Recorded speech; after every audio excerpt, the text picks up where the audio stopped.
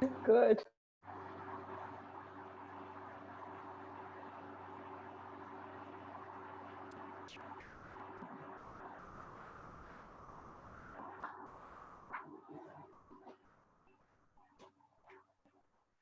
Welcome everybody to the Sustainability Research Seminar for October. My name is Alan Blackman. I'm the Sector Economic Advisor for CSD. I'm going to just take 3 minutes at the beginning of this seminar and just tell you about the schedule of upcoming seminars and introduce our speaker today, and then I'll hand it over to Bridget Hoffmann, who is our speaker.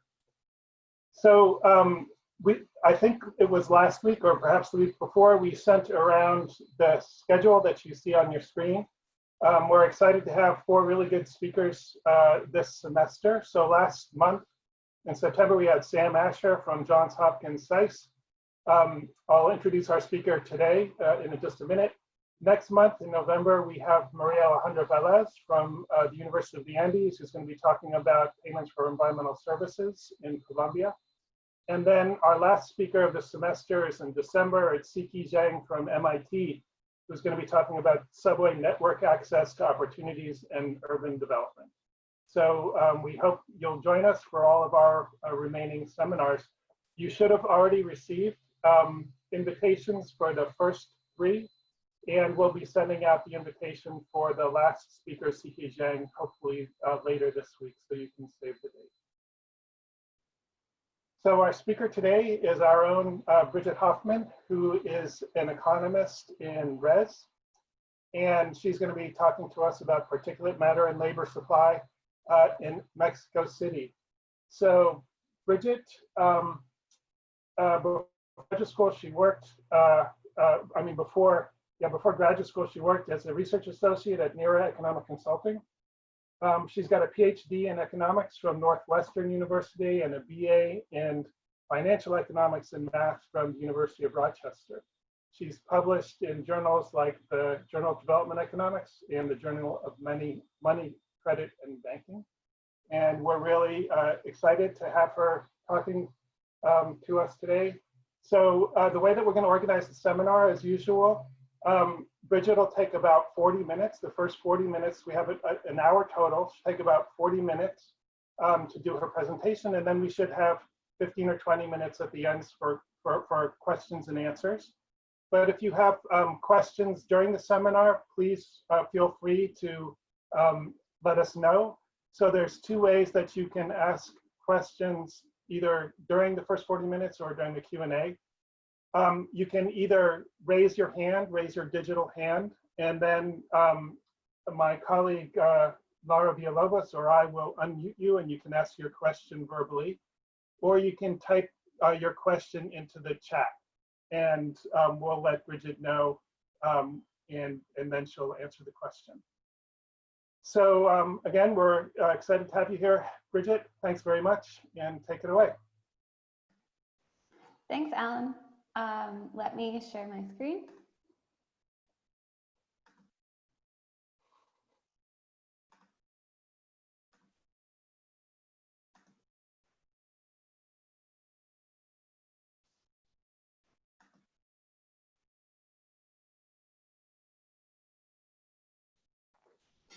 Okay, as Alan mentioned, the title of the paper is Particulate Matter and Labor Supply, Evidence from Mexico City. And this is joint work with my co-author, Juan Pablo Rude from the University of London. So many cities and LACs struggle with air quality, and Mexico's geography makes it particularly susceptible to air pollution. And many studies in the health and economic literature have demonstrated causal negative impacts of air pollution on health and productivity. And these reductions in health and productivity are likely linked to labor supply. And reductions in labor supply are likely to be a negative externality of air pollution. So our research question in this paper is generally, how does fine particulate matter affect labor supply? And in answering this question, we investigate whether the effects are driven mainly by the extensive margin or the intensive margin of labor supply. We look at heterogeneity by employment characteristics or status. And we also document the intertemporal substitution of labor supply. So as a quick preview of the results, we find that PM2.5 has a large negative and nonlinear effect on labor supply. The effect is mainly driven by the extensive margin, and workers substitute intertemporally to partially compensate for their reductions in labor supply. And we also find that informal workers have much less flexibility in their labor supply, and this leads to smaller reductions on days with high particulate matter, and also less compensation in the following days. So we're not the first to think about this topic. Both Aragon et al. And Hanna and Oliva provide evidence that labor supply responds to air pollution. Relative to these papers, we use higher frequency data. We have daily data to look at intertemporal substitution of labor supply and to illustrate the heterogeneity and flexibility of labor supply by formality status. So this means that we will be able to say much more about the trade-off between income and health and the role of income constraints, and also the distribution of the impacts of air pollution. So I know this is a fairly specialized audience, but I'll just give a little bit of background on particulate matter. So particulate matter is a mixture of particles. It's not a single chemical or pollutant. So particulate matter is typically regulated and therefore measured as PM2.5 and PM10, where the number refers to the size of the diameter of the particles. We focus on fine particulate matter, or PM2.5 in this paper, and PM2.5 is a subset of PM10. So the health and, to some extent, economics literature document strong causal links between particulate matter and health. So overall, particulate matter is linked to respiratory and cardiovascular disease, even mortality. Short-term exposure can have serious health effects as well as long-term exposure. And since we focus on fine particulate matter, fine particulate matter has both stronger and broader health impacts than coarser particulate matter. This is because the fine size of the particles allows them to become embedded deep in the lungs, travel throughout the bloodstream to other organs, and cause more extensive health issues. And fine particulate matter can also more readily permeate buildings due to its small size than coarser particulate matter. So for both of these reasons, we focus primarily on PM2.5. So particulate matter is an important pollutant in Mexico City. In the metropolitan area of Mexico City, the principal sources of particulate matter are, diesel and gasoline powered vehicles, resuspension of particles from roads, construction, other combustion sources, and industrial processes. So during our study period, which is from 2005 to 2016, across all the localities and days in our sample, the mean number of hours above the WHO air quality guideline for fine particulate matter is 10.1 hours. But this very high mean kind of masks significant variation in particulate matter across localities and days. So the figure shows the distribution of hours above the WHO air quality guideline for PM2.5 across locality days in our sample. So as you can see, there's a lot of days that have 0 hours above the WHO threshold, but at the same time, there's a lot of days in which more than half the hours are above WHO recommendations. So we combine 3 sources of data to create our final data set. The first is detailed labor supply data from the National Survey of Occupation and Employment that's collected by INEGI. So the National Survey of Occupation and Employment is a rolling panel in which an individual is interviewed for up to 5 consecutive quarters before being replaced in the sample. And the labor market data that's provided includes job characteristics, hours worked, and days worked in the reference week, as well as household composition, gender, locality, age, education, and basic demographics. So second, we use air pollution and weather data from the ground monitoring stations network in Mexico City. This data is publicly available from the Secretary of the Environment. We create the locality air pollution data by inverse weighting the data from each station according to the distance between the locality and the station for all stations up to 20 kilometers. And finally, the ground monitoring stations don't provide precipitation data. So we use CHIRP's precipitation data, which is satellite imagery combined with station level data that creates a gridded precipitation data product. And we have the precipitation data at the municipality level as opposed to the locality level. So to investigate nonlinearities in the short-term response of labor supply to air pollution, we code air pollution variables as the number of hours above each WHO threshold. So the WHO provides 4 different thresholds for each type of particulate matter. The air quality guideline is the lowest threshold, and the WHO includes 3 targets above the guideline that can be goals in achieving, on your way to achieving the air quality guideline. So in this way, the number of hours above the air quality guideline represents the lowest or the least extreme measures of elevated air pollution, and the number of hours above the interim target 1 is the most extreme elevated levels of particulate matter.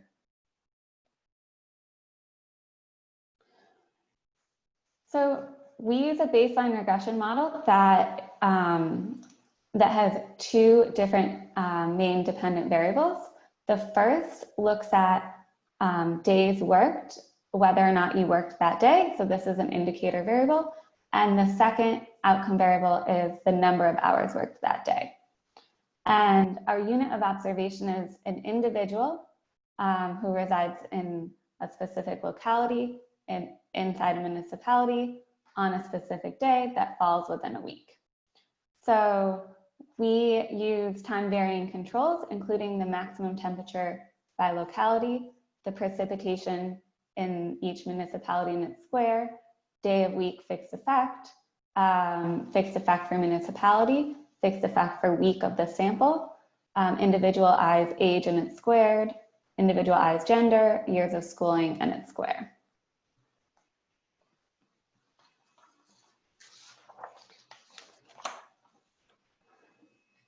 So first we demonstrate that air pollution, in particular PM2.5 and labor supply, have a strong negative nonlinear relationship.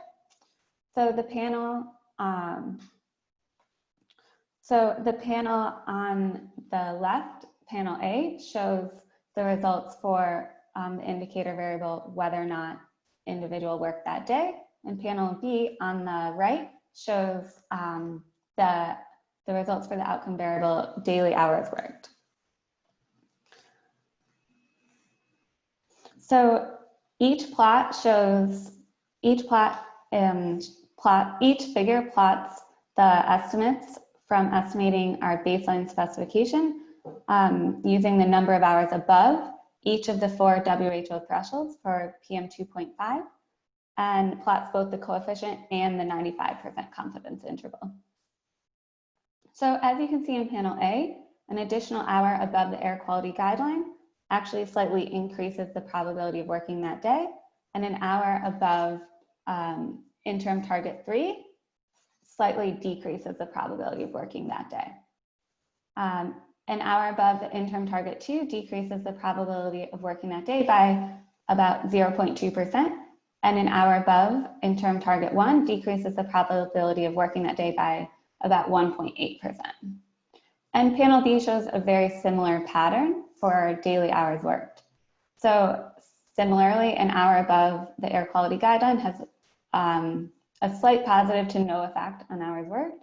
An hour above interim target 3 has a small negative effect. An hour above interim target 2 reduces same day hours worked by about 0.02 hours.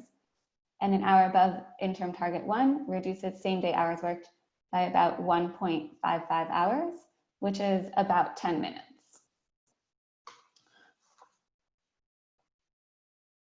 So in the remainder of our paper, we focus on WHO interim target 1. So this is the highest threshold.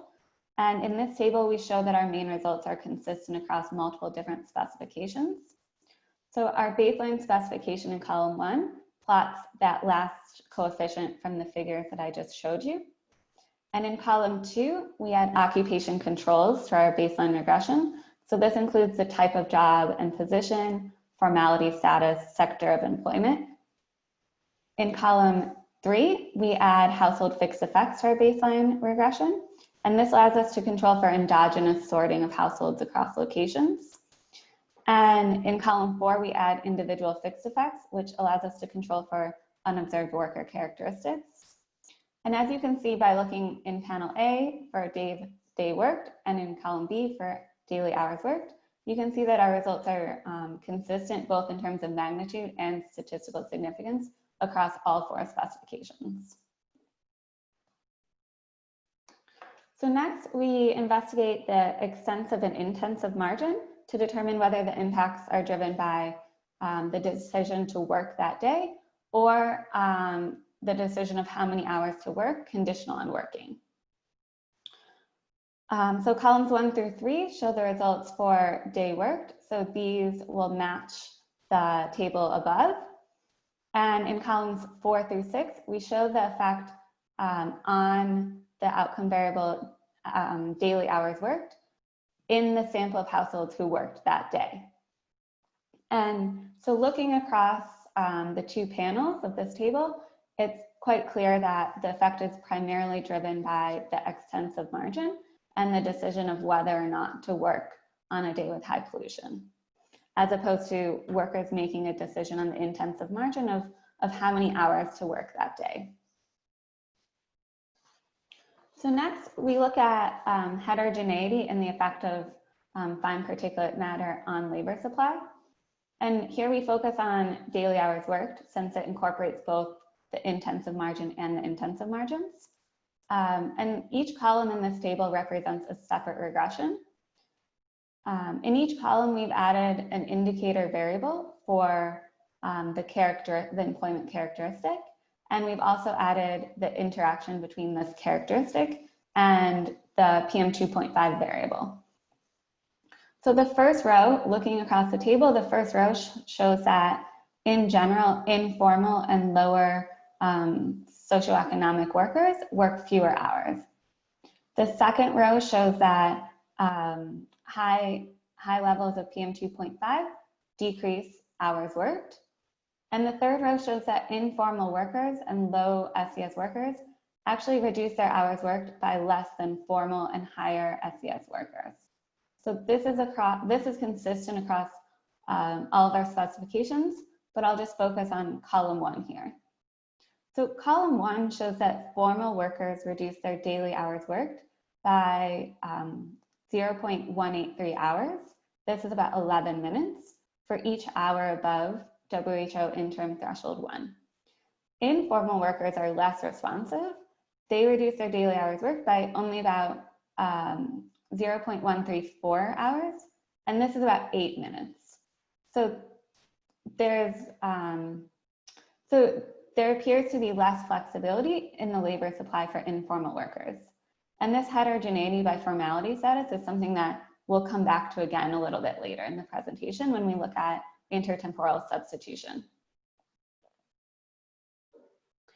So first we look at intertemporal substitution in our full sample. So panel A shows the effects for our indicator variable workday, and panel B shows the effects for our daily hours worked. So in this case, we add 5 lagged daily values of PM2.5 variables to our baseline regression model. And we plot the coefficients from this regression in each of the 2 figures. So as you can see in both cases, the largest reductions of labor supply occur on the day that high air pollution occurs. And and that there are positive compensations by increasing labor supply on the following 4 days. So panel A shows that a worker decreases the probability of working on days with high pollution by about 1.8%, and then partially compensates by increasing the probability of working across the next 4 days, across the next 5 days by a total of 1.4%. And similarly for daily hours worked, in panel B, workers decrease their hours worked on the day of high pollution by about 0.15 hours, and then partially compensate by increasing their hours worked across the next 5 days by increasing their hours worked by about 0.12 hours. So workers are not fully compensating because there's this small, because the decrease on high pollution days is larger than the total increase across the following days. So next we come back to the heterogeneity by formality status, and we look at differences in intertemporal substitutions of labor supply by formality status. So panel A shows the coefficients using workday as our outcome variable, and panel B shows the same for daily hours worked. For both labor supply outcomes, formal and informal workers only partially compensate for the large decreases in same-day labor supply. So formal workers are decreasing their same-day labor supply by about 1.9% compared to informal workers of 1.8%. And formal workers are compensating on future days, on the following days, by about 1.6% compared to 1.3% for informal workers. And we see something very similar for daily hours worked. So for both of these labor supply outcome measures, we see that informal workers have less flexible labor supply than their formal worker counterparts. Informal workers are reducing their same-day labor supply by less than formal workers. And they're also spreading out their reallocation across 5 days instead of 4. And they're also making smaller positive adjustments to each of these following 5 days. So overall, informal workers are decreasing their total labor supply over this period by more than formal workers. And that's because the smaller positive increases on the following days dominates the smaller decrease on the day of high pollution. So these results imply that there's 2 reasons that informal workers suffer more from air pollution than formal workers due to their inflexible labor supply. So first, informal workers reduce their labor supply less than formal workers on days with high air pollution. So this leads to greater exposure to PM2.5, which has negative short-term and long-term health implications. And second, informal workers increase their labor supply less than formal workers in the following days, which leads to larger total drops in labor supply and likely income as well. So informal workers, inflexible labor supply, which is likely due to income constraints, it leads informal workers to do worse than formal workers on both the health and income sides of this trade-off.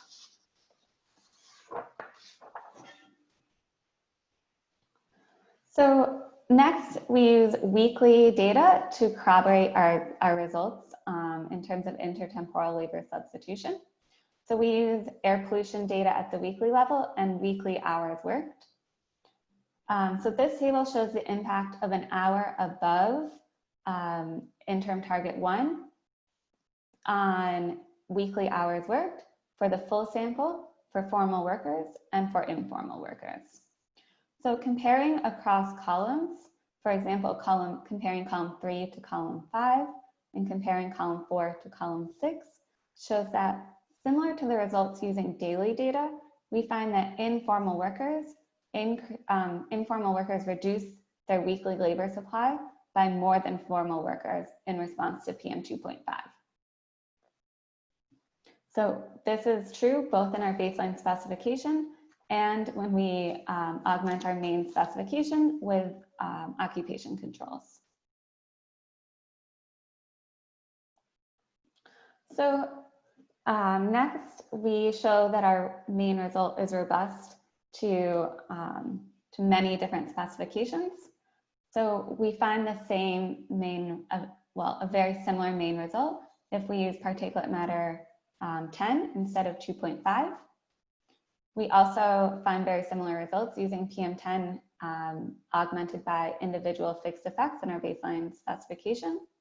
We can also take the maximum between the number of hours above IT1 for particulate matter 2.5 and for particulate matter 10 to show that both types of particulate matter have very similar effects, and we find a very consistent result. Next, we use an instrumental variable strategy. So we use both wind speed and wind direction as instruments for air pollution. And the idea is to avoid confounding factors, such as the fact that both air pollution and labor supply could be driven by economic activity. So we can use our instrumental variables approach to avoid this confounding factor. And we find that we actually have even larger results when we use this identification strategy. And finally, we look at usual hours worked.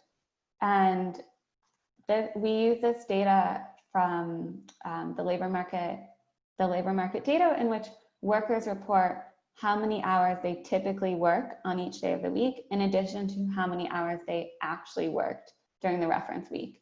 So in this case, we have a much smaller sample, and we do find, and we actually find a positive effect of hours worked, we find a positive effect of particulate matter on usual hours worked, which is in the opposite direction of our main results. So we don't think that there's too much issue with the way people are self-reporting the information. So to conclude, I just want to mention two main takeaways from the paper. So we find large negative nonlinear effects of PM2.5 on labor supply. We find that informal workers are hit the hardest in terms of exposure or health, and also in terms of labor supply or income due to less flexible labor supply. And both of those two main takeaways have policy implications. So first, we find that the impacts of PM2.5 on labor supply are another substantial externality of air pollution. And we find that these externalities have very clear distributional implications in which in which informal workers are bearing a larger negative impact than formal workers. The large and nonlinear impacts of PM2.5 on labor supply also imply that we need policies to decrease the peaks of PM2.5. So we find that the impacts are much, much larger when we have the most extreme levels of PM2.5. And we also find that the economic costs are large. So both governments and citizens should be willing to support policies that decrease the peaks of PM2.5, even if they're relatively costly. And finally, we need programs to support the health and income of informal and lower SES workers, as they're more exposed on both of these dimensions. So this is still a work in progress, and we're still improving and expanding the paper. So as next steps, we are incorporating health and mortality data to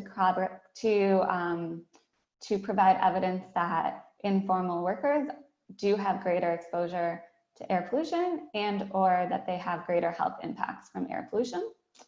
Next, we want to calculate, as a back of the envelope calculation, the economic costs due to reductions in labor supply, and to investigate the distributional impacts of exposure to air pollution and the externalities of air pollution through labor supply. So thanks so much for attending the presentation today. And I haven't gotten any questions yet, but I'm happy to answer any questions you have. Thank you so much, Bridget. That was really fascinating. If nobody else, I don't see any other hands up, I'll ask the first question. That's okay. Actually, in your last slide, you addressed a couple of the things that were percolating in my brain. about economic costs. But let me ask anyway, to see if you have any intuition for this. And I also have another question, which I'll go ahead and ask about confounding factors. Let me start with the second thing.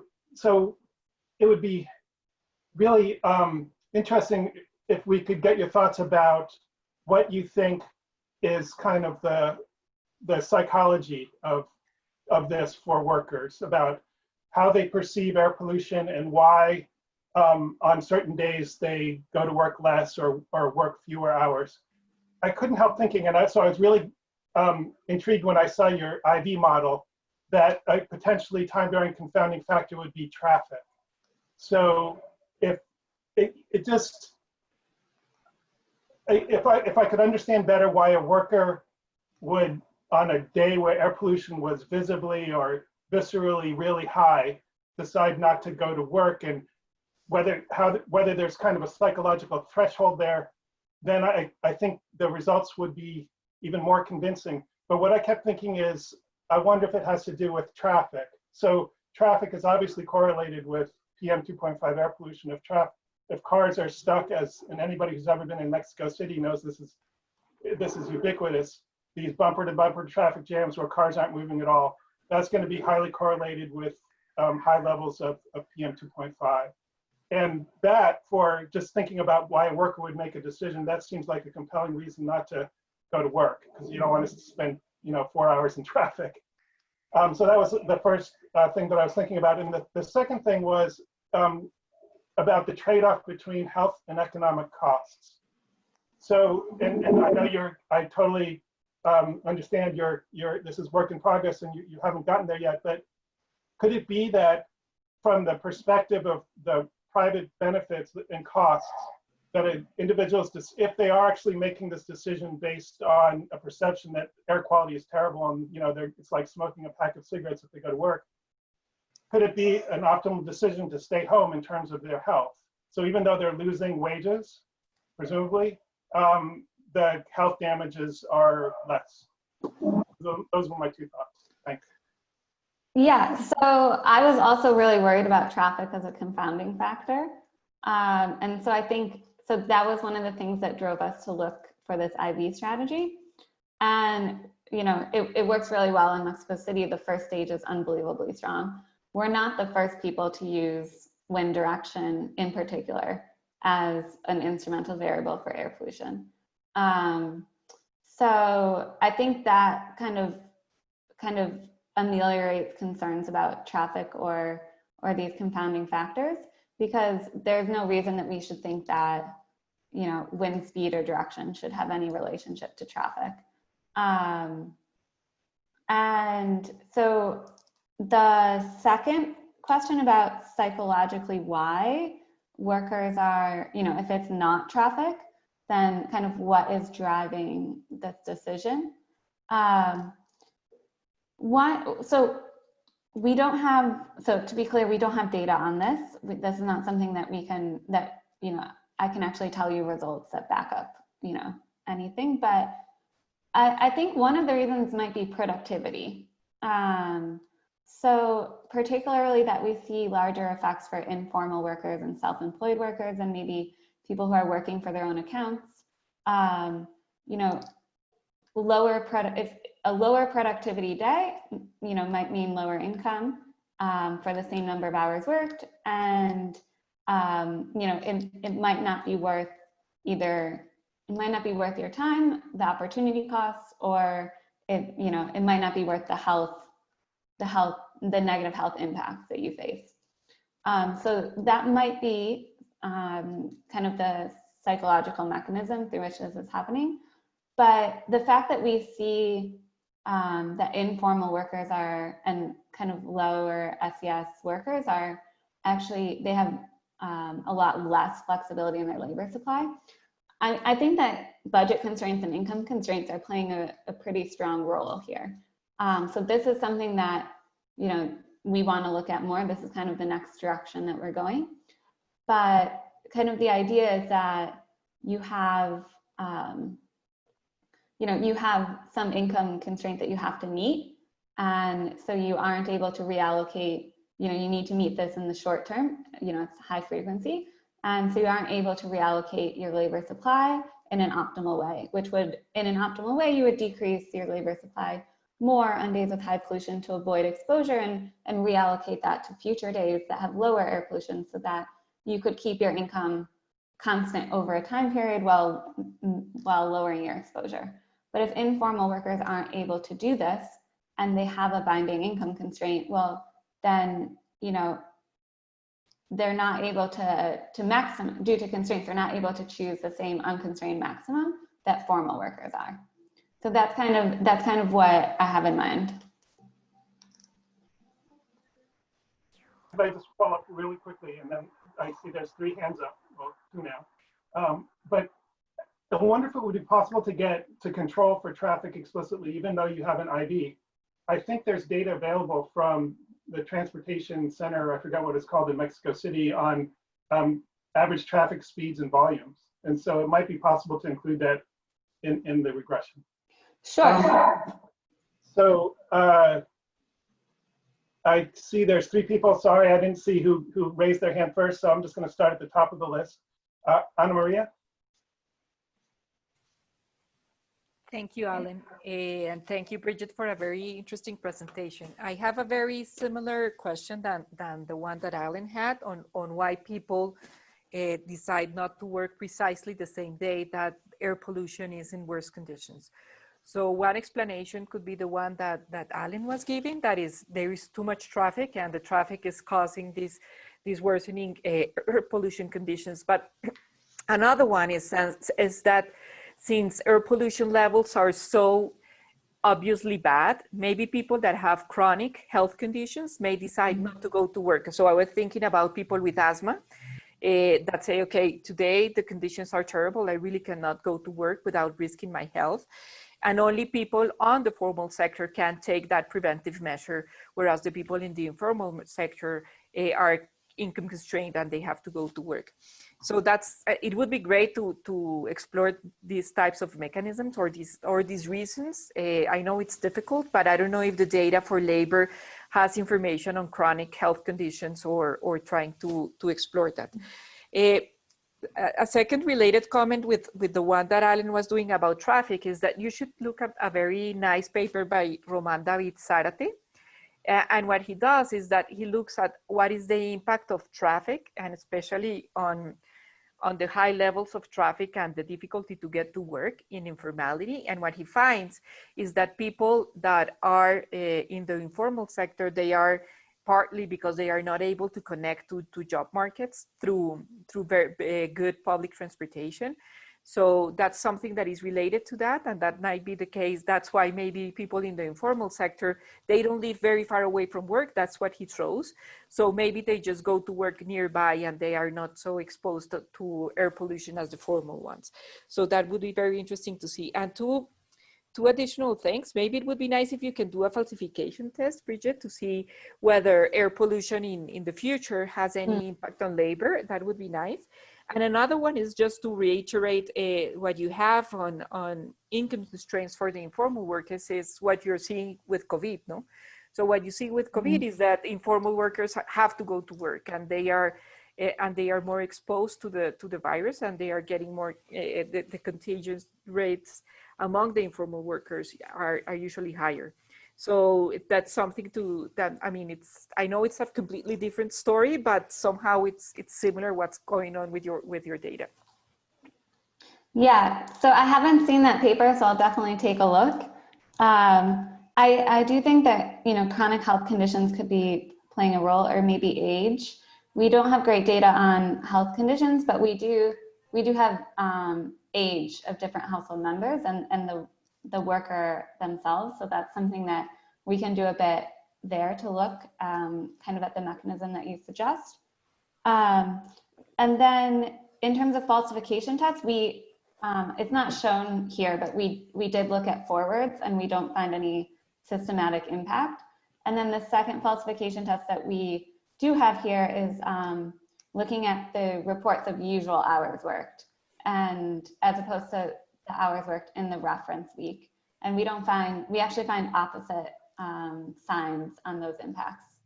So those are kind of the two things that we can do, but I can definitely add the other falsification tests with forwards to the table. That's a very good idea.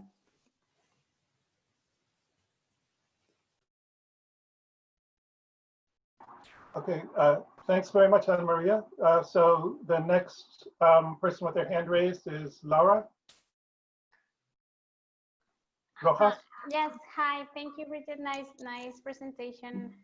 Very interesting results. I think my comment is more or less the same as Ana Maria. And I was trying to ask you, how are you planning to incorporate health related data to understand if health conditions have this correlationship or not? And I was wondering if there is something, if you don't have enough data at the individual level, if there is something to explore on maybe hospital data, if you have like the how do you say that, the position or the localization of workers, if you can, I don't know, explore that possibility. But I think that there is something there in how the worker make this decision based on their own perception of their own health. Thank you.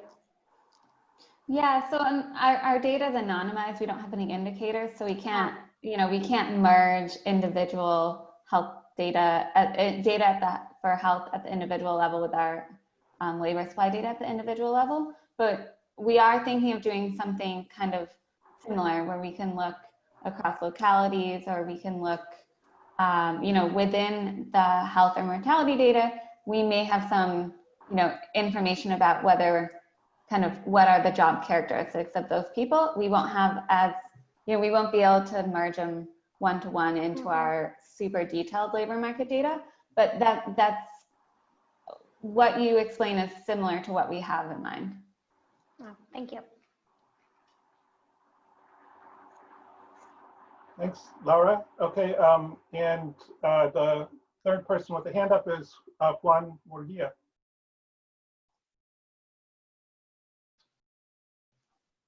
Hi, thank you for the presentation. I'd like to ask whether you control for temperature at night, because even you may have the same amount of pollution, if there is low temperature at night, pollution will go closer to the ground level, so that may increase the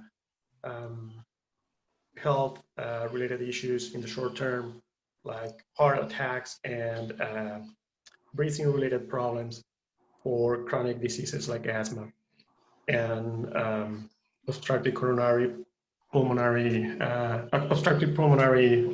health disease.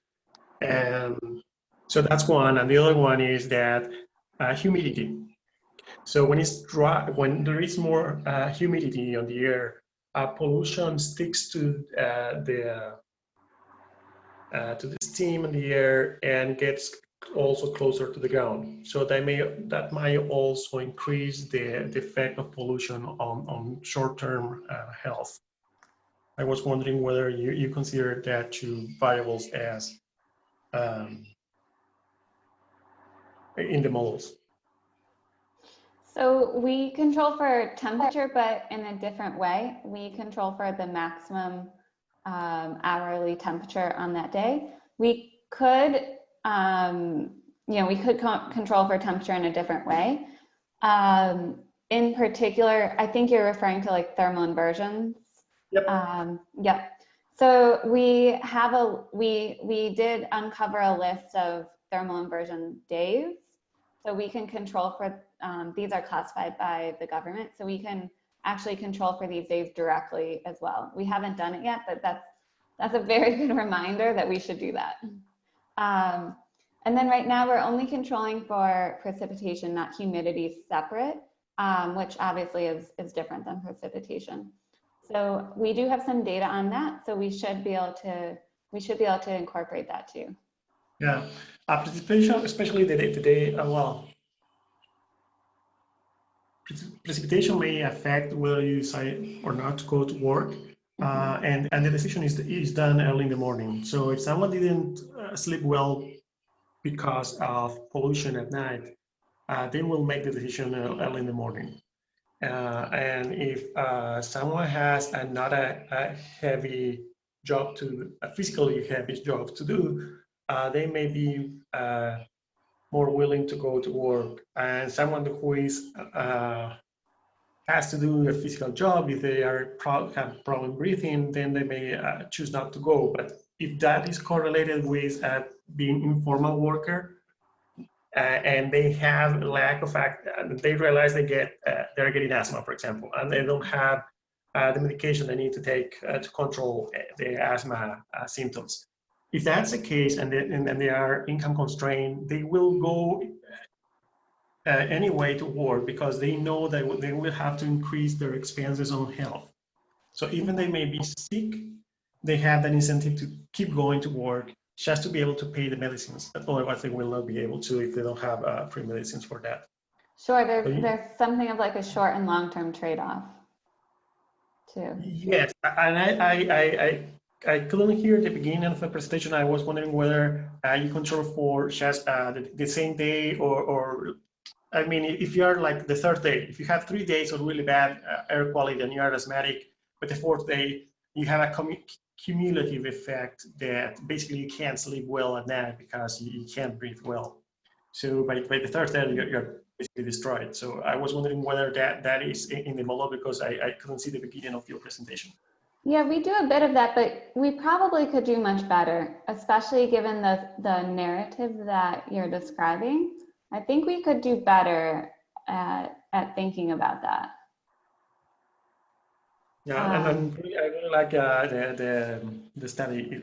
I don't know if you have already a draft that you can share, or if you can share the presentation, so I can see it more in detail and maybe provide some more feedback later. Yeah, that'd be great. Definitely. Yeah, thank you. Good job. Hi, Bridget. Laura Villalobos here. We have a question coming from the chat, and then I have another comment. Leo Corral says that waste data available from SPD might help to shed additional light on the role of traffic. So that's a comment more than a question. And I was reflecting on the mechanisms, and one possible story could be that there's also some of the demand being affected by pollution. By that I mean, especially because you find a strong effect on informal workers. So if you're the person who sells tacos at the street, you probably don't have as many customers on days that are heavily polluted because people just don't go out and walk. And that's a big part of informal jobs in Mexico City, I guess, is just people selling stuff on the street. Or I don't know, cab drivers, for example, and it could be that during those days or hours, there's simply less demand for services, goods and services. So they just they might just go home early because there's not much going on. There's not much action going on. So that's just one possible story. I don't know if it's at all possible to test, but it's just one potential explanation that I can think of. Yeah, I think that's probably likely, especially as formal workers are decreasing their labor supply. It makes sense that demand for all the goods and services that you described would decrease too. We actually see formal workers decreasing their labor supply more than informal workers. So I think that there has to be some sort of, I think the income constraint has to be part of the story. But I agree that, given that you have this, given that you are facing lower demand for your good or service, then, you may decide to pack up and go home early.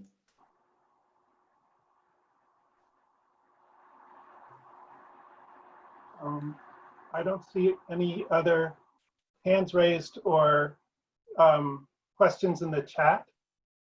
If you do have a question, raise your hand or type it into the chat. In the meantime, if I'll just ask another thing that occurred to me. Bridget, do you know what sector people are working in? We do, generally. And like how fine is that, those distinctions? About 9 sectors. So do you like, just following up on your comment, which I thought was really intriguing about, you know, the causal mechanism and people feeling like they're going to be less productive. So I'm just wondering if it's possible to identify people who are working outside. And so I guess that would be like construction. I don't know, it depends on what how the sectors are defined, but it may be that some sectors are predominantly, most people in those sectors are working outside, and other sectors people are working inside. Yeah, so we started going in that direction a while ago. We coded that outdoor work variable, and then we haven't pursued it lately.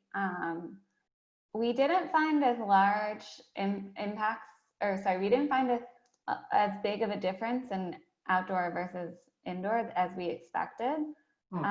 So it could be a couple of reasons. One is, you know, we're looking at PM2.5, which in terms of the pollutants, it permeates indoors more than other of the main pollutants. And we also, you know, might not, you know, maybe we're not coding it exactly right. You know, maybe it's something in the data as well, but we've really found pretty similar results across indoor and outdoor workers. Okay. I see Juan has a follow-up. Just related to that, I think that maybe the indoor and outdoor air quality is the same. Maybe buildings are not so airtight. So maybe that's why you don't find a difference. I don't know whether you have a database that for indoor air quality that you can use, because they're not common. Yeah, not that I know of. Because you in some areas, for example, in the States, it's the opposite. You have really good outdoor air quality, and you can have really bad indoors air quality. Because buildings are tight, and the type of construction materials they use may create indoor pollution, carpets and so on. In Mexico, it can be the opposite, but because probably buildings are not airtight, you may have the same indoor and outdoor air quality, and that's why maybe you don't find a difference between people who work outdoors and indoors. It's just because they're exposed to the same air quality. It's definitely possible, yeah.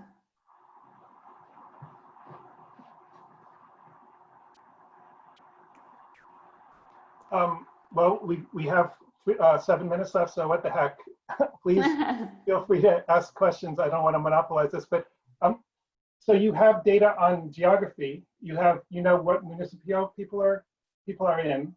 I'm wondering if it would be if it would make sense to look at effects by municipio. And I haven't quite thought this through, but it seems like it would be interesting to know if these effects are like geographically concentrated, and you expect them to be concentrated in places where air pollution is the worst, and that might have policy implications. Yeah, we definitely could do that. We have not, so that's a good idea. Okay, anybody else? Juan. Did you find any gender differences or age-related differences?